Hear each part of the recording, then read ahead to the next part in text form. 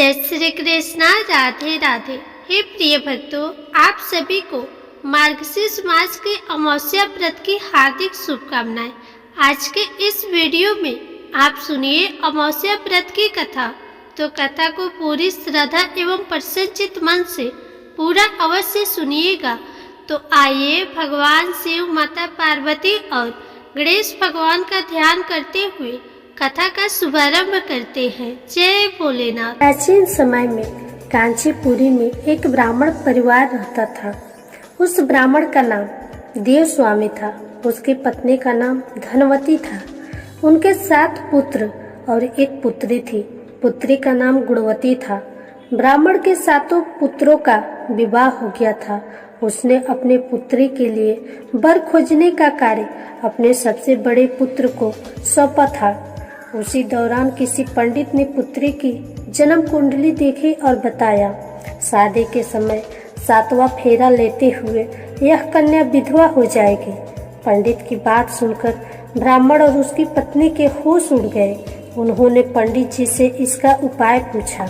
पंडित जी बोले, सिंहल द्वीप में सोमा नाम की एक धोबिन रहती है।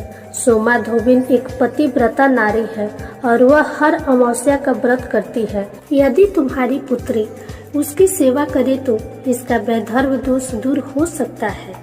सोमा धोबिन को जैसे तैसे खुश करो। गुणवती के विवाह से पूर्व उसे यहाँ बुला लो। तब देव स्वामी का छोटा बेटा अपनी बहन के साथ सिंहल द्वीप जाने के लिए निकल पड़ा। रास्ते में उन्हें समुद्र मिला और उसे पार करने की चिंता में दोनों भाई बहन एक पेड़ की छाया में बैठ गए। उसी पेड़ पर एक घोंसले में एक गिद्ध का परिवार रहता था। उस समय उस घोंसले में सिर्फ गिद्ध के बच्चे थे। गिद्ध के बच्चे उन दोनों भाई बहन को देख रहे थे। शाम के समय उन बच्चों की माँ आई तो उन्होंने भोजन नहीं किया और वह अपनी माँ से बोले, माँ, नीचे 2 भाई बहन भूखे प्यासे बैठे हैं। उन्होंने सुबह से कुछ नहीं खाया, इसलिए हम उनके खाने के बाद ही खाएंगे। तब दया और ममता से भरी हुई माँ दोनों भाई बहन के पास गई और बोली, मैंने आप दोनों की इच्छा को जान लिया है। आप भोजन कर लीजिए। मैं प्रातः काल आपको समुद्र पार करवाकर सिंहल द्वीप पहुंचा दूंगी। गिद्ध माता की बात सुनकर दोनों भाई बहन बहुत खुश हुए और दोनों ने भोजन किया। सुबह होते ही गिद्ध माता ने उन दोनों भाई बहन को सोमा धोबिन के घर तक पहुंचा दिया। वह दोनों भाई बहन उस गांव में सोमा धोबिन के घर के पास एक कमरा लेकर रहने लगे। वे दोनों सुबह जल्दी उठकर सोमा के घर के साफ सफाई आदि कर देते थे। एक दिन सोमा ने अपनी बहुओं से पूछा, यह सुबह सुबह घर के सारे काम कौन कर देता है? बहुएं बोली, हमारे सिवा कोई बाहर का आएगा इस घर का काम करने के लिए? सोमा धोबिन को अपनी बहुओं पर विश्वास नहीं हुआ। वह सच जानने के लिए सुबह जल्दी उठी और उसने उन दोनों भाई बहन को अपने घर का काम करते देखा। तब उसने गुणवती से पूछा, तुम दोनों कौन हो और यह घर का सारा काम क्यों कर रहे हो? तब गुणवती के भाई ने सोमा धोबिन को सारी बात बताई। सोमा ने उनके सेवा भाव से प्रसन्न होकर उचित समय पर उनके घर पहुंचने का वचन देकर उस लड़की के वैधर्व दोष का निवारण का आश्वासन दिया। मगर भाई ने उनको अपने साथ चलने को आग्रह किया। सोमा धोबिन उन्हें मना नहीं कर पाई और उनके साथ चल दी।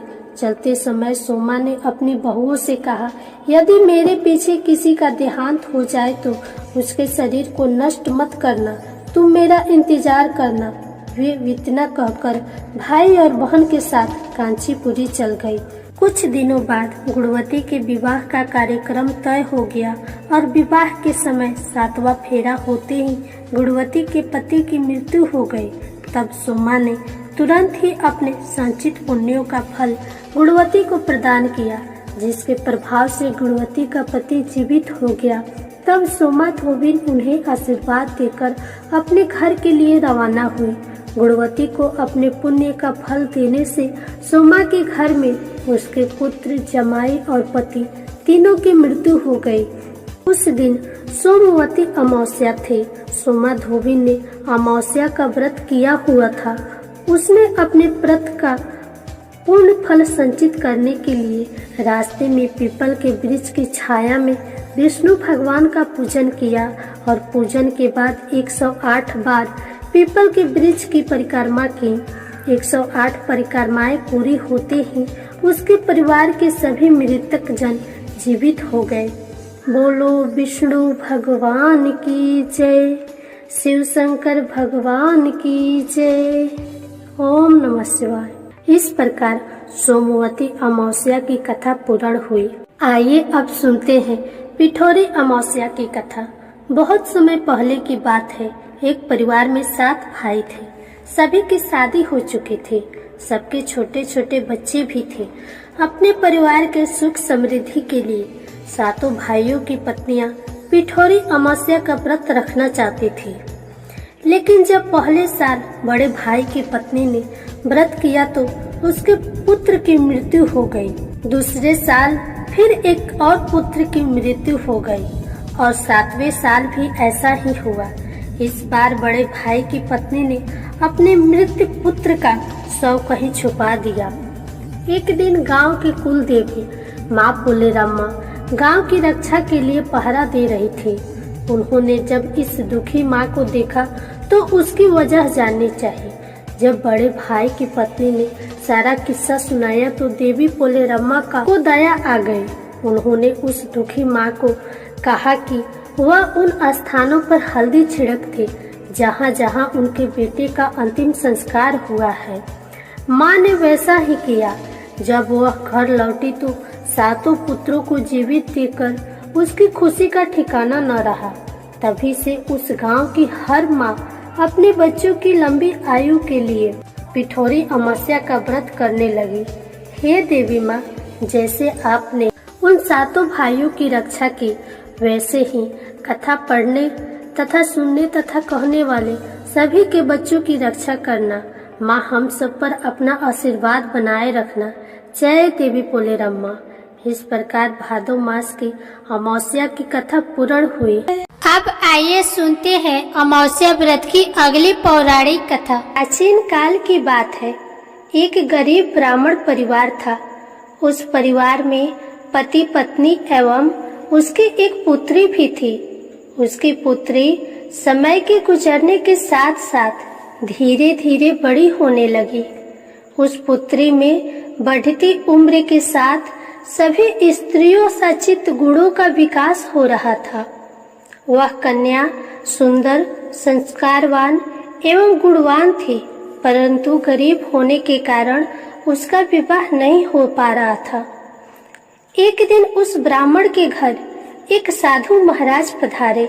साधु उस कन्या के सेवा भाव से अत्यधिक प्रसन्न हुए। कन्या को लंबी आयु का आशीर्वाद देते हुए बोले। साधु ने कहा कि इस कन्या के हाथ में विवाह योग्य रेखा नहीं है। तब ब्राह्मण दंपति ने साधु से इसका उपाय पूछते हुए कहा कि महाराज, ऐसा क्या उपाय करें जिससे कन्या के हाथ में विवाह योग्य बन जाए। तब साधु महाराज ने कुछ देर विचार करने के बाद अपने अंतर्दृष्टि में ध्यान करके बताया कि कुछ ही दूरी पर सोना नाम की एक धोबिन महिला अपने बेटे और बहू के साथ रहती है, जो बहुत ही आचार विचार एवं संस्कार संपन्न तथा पतिपरायण है। यदि यह सुकन्या उस धोबिन की सेवा करे और वह महिला इसके शादी में अपने मांग का सिंदूर लगा दे तथा उसके बाद इस कन्या का विवाह हो जाए तो इस कन्या का वैधव योग मिट सकता है। साधु ने यह भी बताया कि वह महिला कहीं बाहर आती जाती नहीं है। यह बात सुनकर ब्राह्मणी ने अपनी बेटी से धोबिन की सेवा करने का प्रस्ताव रखा। अगले दिन से ही कन्या प्रातः काल से ही उठकर सोना धोबिन के घर जाकर साफ सफाई एवं अन्य सारे कार्य करके वापस अपने घर आने लगी। एक दिन सोना धोबिन अपने बहू से पूछती है कि तुम तो सुबह ही उठकर सारे कार्य कर लेती हो और पता भी नहीं चलता। बहू ने कहा, माँ जी, मैंने तो सोचा कि आप ही सुबह उठकर सारे काम खुद ही खत्म कर लेती है। मैं तो देर से उठती हूँ। यह सब जानकर दोनों सास बहू घर की निगरानी करने लगे कि वो कौन है जो सुबह ही घर का सारा काम करके चला जाता है। कई दिनों के बाद सोना धोबी ने देखा कि एक कन्या अंधेरे में मुंह ढककर घर में आती है और सारे काम करने के बाद वापस चली जाती है। जब वह जाने लगी तो सोना धोबिन उसके पैरों पर गिर पड़ी और पूछने लगी कि आप कौन है और इस तरह छुपकर मेरे घर की चाकरी क्यों करती है। तब कन्या ने साधु द्वारा कही गई सारी बात सोना धोबिन को बताई। सोना धोबिन पति परायण थे, अतः उसमें तेज था। वह तैयार हो गई। सोना धोबिन के पति थोड़ा अस्वस्थ थे तो उसने अपनी बहू से अपने लौट आने तक घर पर ही रहने को कहा। सोना धोबिन जैसे ही अपने मांग का सिंदूर उस कन्या के मांग में लगाया, सोना धोबिन का पति मर गया। उसे इस बात का पता चल गया। वह घर से निर्जल ही निकली थी। यह सोचकर कि रास्ते में कहीं पीपल का पेड़ मिलेगा तो उसकी पूजा करके और उसकी परिक्रमा करके उसके बाद जल ग्रहण करेगी। उस दिन जेठ अमावस्या थी। उसने पीपल के पेड़ का 108 बार परिक्रमा की और उसके बाद जल ग्रहण किया। ऐसा करते ही उसके पति के मृत शरीर में वापस जान आ गई। धोबिन का पति फिर से जीवित हो गया। इसलिए जो भी अमावस्या का व्रत करता है और पीपल के पेड़ का 108 बार परिक्रमा करता है, उसके सभी प्रकार की विपत्तियां टल जाती है। तो प्रेम से बोलिए अमावस्या माता की जय। अब आइए अमावस्या व्रत की दूसरी कथा को सुनते हैं। पौराणिक कथा के अनुसार एक गांव में सास और बहू अकेले रहती थी और उनका बेटा विदेश कमाने के लिए गया हुआ था। सास और बहू बहुत प्रेम से रहते थे। दोनों एक दूसरे की देखभाल भी करते थे। एक दिन बहू ने खाना नहीं खाया। तब सास बहू से पूछने लगी कि बेटा, आज तुमने खाना क्यों नहीं खाया। तब बहू कहने लगी कि सासू माँ, आज मेरा अमावस्या माता का व्रत है, इसलिए मैंने खाना नहीं खाया। तब सास ने कहा कि बहू, ये व्रत क्या होता है और इस व्रत को करने से क्या फल मिलता है, यह मुझे भी समझाओ। तब बहू कहने लगी कि सासू माँ, अमावस्या माता का व्रत करने से बहुत पुण्य मिलता है। घर में अन्न धन बना रहता है, सुख शांति बनी रहती है और अटल सुहाग मिलता है, पुत्र की प्राप्ति होती है। इसी तरह से 3 पनौती अमावस्या माता का व्रत भी रखा जाता है। इस व्रत में हर वर्ष अलग अलग खाना खाया जाता है और विष्णु भगवान के मंदिर में चढ़ावा चढ़ाया जाता है या फिर किसी ब्राह्मण को दान दक्षिणा दी जाती है। इस व्रत में पहले साल शक्कर, घी और चावल से बना खाना खाया जाता है। पहले साल व्रत पूर्ण होने के बाद 1.25 किलो चावल और 1 कटोरी घी और 1 कटोरी शक्कर का दान किसी ब्राह्मण को दान दिया जाता है। दूसरे साल जो घी और शक्कर से बना खाना खाया जाता है। इस तरह जब दूसरे साल का व्रत पूर्ण हो जाए तब 1.25 किलो जौ, 1 कटोरी घी, 1 कटोरी शक्कर किसी मंदिर में चढ़ाया जाता है या किसी ब्राह्मण को दान में दिया जाता है। तीसरे साल गुड़, घी और तेल से बने व्यंजन खाए जाते हैं। जब तीसरे साल व्रत पूर्ण हो जाए तब आधा किलो तिल, गुड़ और 1 कटोरी घी किसी मंदिर में चढ़ाया जाता है या ब्राह्मण को दान में दिया जाता है।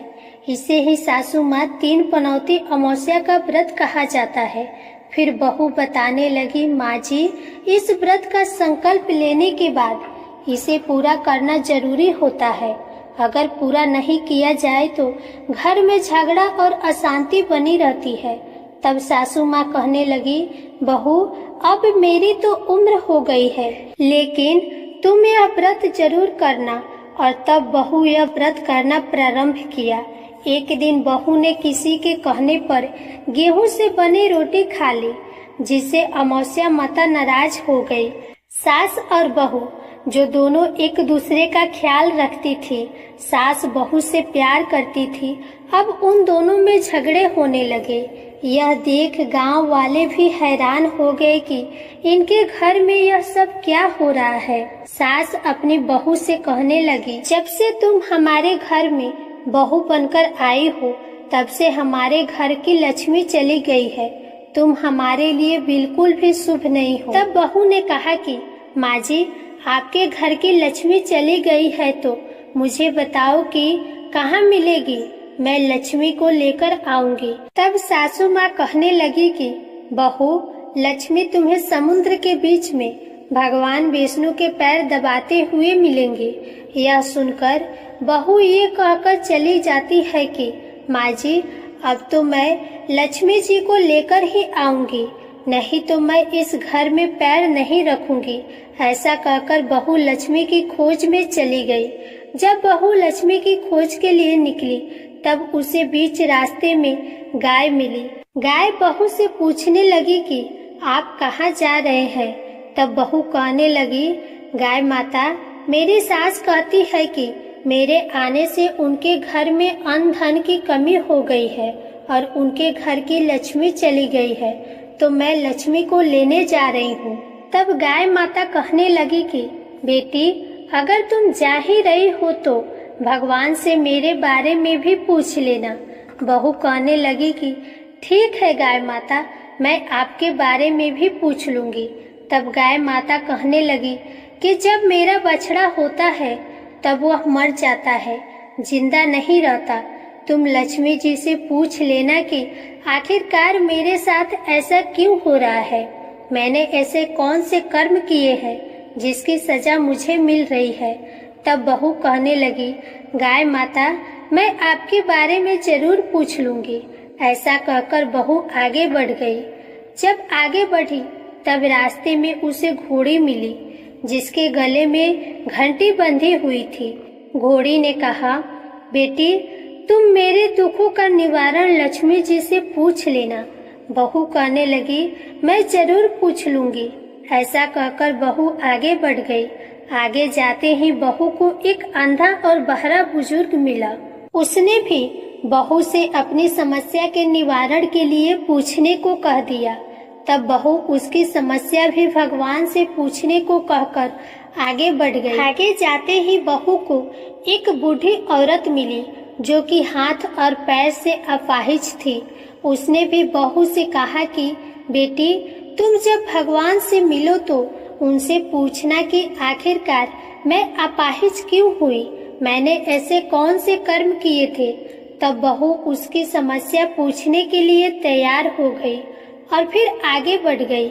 आगे जाते जाते बहू बहुत थक गई और एक आम के पेड़ के नीचे बैठ गई। आम का पेड़ बड़ा खुश होकर बहू से पूछने लगा कि बेटी, तुम कहाँ से आई हो और कहाँ जा रही हो। तब बहू कहने लगी कि वो लक्ष्मी जी को लेने जा रही है। तब पेड़ भी अपनी समस्या भगवान से पूछने के लिए कहने लगा कि मेरे पेड़ पर लगे हुए आम खट्टे ही क्यों होते हैं, इस बारे में बहुरानी भगवान से जरूर पूछ लेना। तब बहू पेड़ की समस्या लेकर आगे बढ़ गई। थोड़ी दूर जाने पर बहू को एक तलाई मिली। वह भी बहू से कहने लगी कि बहू, तुम भगवान से पूछना कि मेरी तलाई का पानी इतना मैला क्यों है, कोई यहाँ आकर पानी नहीं पीता। तब बहू कहने लगी कि मैं जरूर पूछ लूंगी। ऐसा कहकर बहू आगे बढ़ गई। बहुत दिनों से जंगल में चलते चलते बहू थक गई थी। उसे भूख भी लगी थी, लेकिन खाने को कुछ नहीं मिला, तो वह भूख और प्यास से बेचैन हो गई और जंगल में बेहोश हो गई। उसी समय भगवान श्री हरि और माता लक्ष्मी घूमते हुए उधर से जा रहे थे। तब माता लक्ष्मी जी विष्णु भगवान से कहने लगी कि हे नाथ, यह तो आपकी बहुत बड़ी भक्त है, आप इसके दुखों का निवारण कीजिए। तब भगवान श्री हरि कहते हैं, इस संसार में तो बहुत से जीव दुखी है, सभी अपने अपने कर्मों का फल भोग रहे हैं। मैं किस किस के दुख का निवारण करूं? तब माता लक्ष्मी जी भगवान श्री हरि से विनती करने लगी और कहने लगी कि वह भूखी और प्यासी है। अगर इसे जंगल में छोड़ दिया जाए तो जंगली जानवर इसे खा जाएंगे। माता लक्ष्मी जी की बात को सुनकर भगवान श्री हरि साधु का वेश धारण करके बहू के पास गए और उसे होश में लेकर आए। बहू के होश में आते ही साधु वेशधारी भगवान उससे पूछने लगे कि वह यहाँ क्यों आई है और कहाँ जा रही है। तब बहू ने सारी बात बताई। उसकी बात को सुनकर भगवान श्री हरि और माता लक्ष्मी जी प्रकट हो गई। उनके साथ साथ अमावस्या माता भी प्रकट हो गई।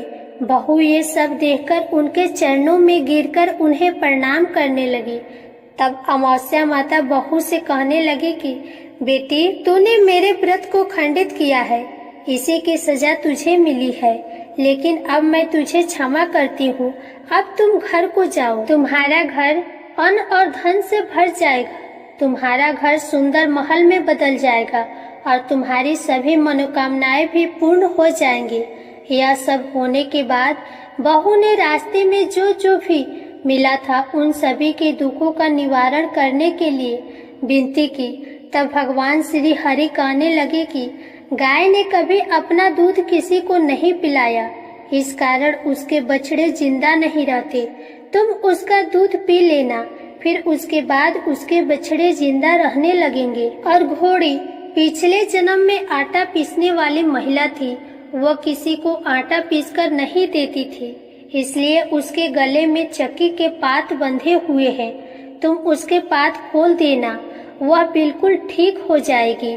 और वह बुजुर्ग कभी भगवान के मंदिर नहीं गया, ना ही कभी उसने भगवान के भजन सुने। तुम उसे भगवान के मंदिर में ले जाकर भगवान की दर्शन करा देना, इससे वह ठीक हो जाएगा। वह अपाहिज महिला, उसने कभी अपनी जवानी में दान पुण्य नहीं किया, जिसके उसको यह सजा मिली है। तुम उससे कुछ भी दान करवा देना तो उसकी विकलांगता दूर हो जाएंगी। और वो आम का पेड़, उसने तो कभी अपना फल किसी बच्चे को खाने को नहीं दिए, इसी कारण उसके सभी आम खट्टे होते गए। अब तुम उस पेड़ का आम खा लेना और उसके बाद से उस पेड़ पर मीठे आम आने लगेंगे। और तलाई का पानी पिछले जन्म में देवरानी जेठानी थी, जो हमेशा आपस में झगड़ा करती थी, इसीलिए उसका पानी मैला है। तुम उसका पानी पी लेना तो वो तलाई शुद्ध हो जाएगी, फिर लोग वहाँ आकर पानी पीने लगेंगे। इस प्रकार बहू ने भगवान श्री हरि, माता लक्ष्मी जी और अमावस्या माता को प्रणाम किया, उन्हें धन्यवाद दिया और अपने घर के लिए तैयार हो गई। रास्ते में उसे जो जो भी मिला उनकी सभी समस्या भगवान के कहे अनुसार वो दूर करती चली गई। सभी ने उसे भर भर कर आशीर्वाद दिए। घर पहुंचते ही उसका टूटा फूटा घर एक सुंदर महल में बदल गया। उसके घर में अब अन्न और धन के भंडार भर गए। अब बहू ने सासू माँ से कहा कि सासू माँ, आपने तो सच में कहा था कि मैं आपके लिए शुभ नहीं हूँ। मेरे जाने से ही आपके घर में लक्ष्मी आई है। आप यहाँ रहिए, मैं मरने जा रही हूँ। तब सास ने कहा, बेटी, ये सब तुम्हारे अमावस्या माता के व्रत करने का फल ही है जो हमें मिला है। तुम यहीं पर रहो, तुम यहाँ से कहीं नहीं जाओगी। इस प्रकार सास और बहू खुशी खुशी रहने लगे। और फिर एक दिन सास का बेटा भी विदेश से वापस लौट आया और घर में जब उसने खूब धन दौलत और धन के भंडार देखे, तब उसकी माँ ने सारी बातें अपने बेटे को बता दी। इस प्रकार वे लोग खुशी खुशी रहने लगे और तीनों मिलकर अमावस्या माता के व्रत को रखने लगे। प्रेम से बोलिए अमावस्या माता की जय।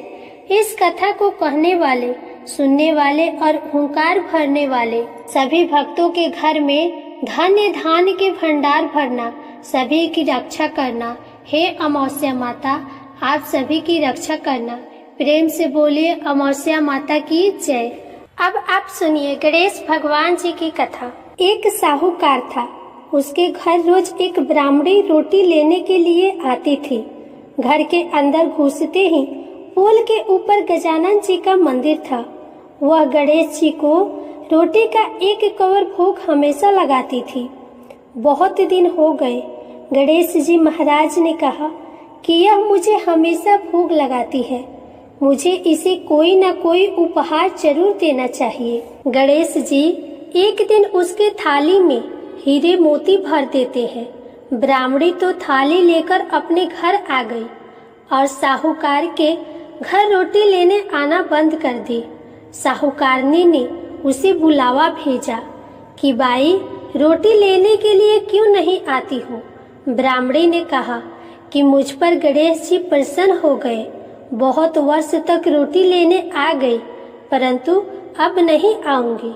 साहूकारनी मन में बहुत नाराज हुई और गणेश जी से कहा कि आप ब्राह्मणी के ऊपर प्रसन्न हुए परंतु मुझ पर नहीं। तब गणेश जी की मूर्ति हटाकर बाहर फेंक दी। इधर सेठ जी की दुकान में धंधा पानी बंद हो गया। एक दिन सेठ जी की नजर पोल के मंदिर पर गई तो सेठानी जी से पूछा कि गणेश जी कहाँ गए?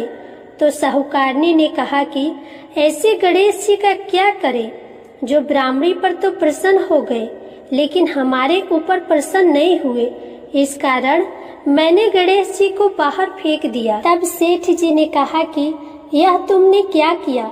मेरा तो व्यापार और धंधा चलना बंद हो गया है।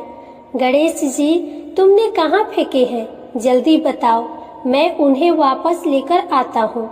साहूकार जी वापस से गणेश जी को लेने गए तो गणेश जी इतने भारी हो गए कि वे उठे ही नहीं। साहूकार जी ने कहा कि मेरे से गलती हो गई है, आप मेरे घर पधारिए। गणेश जी तो और भी भारी होते गए और कहा कि मैं तो नहीं चलूंगा, पहले साहूकारनी को बुलाकर यहाँ लाओ और वह मुझसे माफी मांगेगी तो ही मैं चलूंगा। और गणेश जी ने कहा कि मुझे हमेशा 1.25 सेर चूरमा का भोजन कराओगी तो ही मैं चलूंगा। साहूकार साहूकारनी को लेकर आए और उसे माफी भी मंगवाई और 1.25 सेर का चूरमा चढ़ाने की हाँ भी भरी। तब साहूकार और साहूकारनी ने गणेश जी को वापस घर में लाकर उन्हें पोल में बिठाया। ऐसा करने पर साहूकार का व्यापार फिर से चलने लगा। हे गणेश जी महाराज, जैसे साहूकार और साहूकारनी पर आप प्रसन्न हुए वैसे सभी पर अपनी कृपा बनाए रखना। प्रेम से बोलिए गणेश भगवान की जय।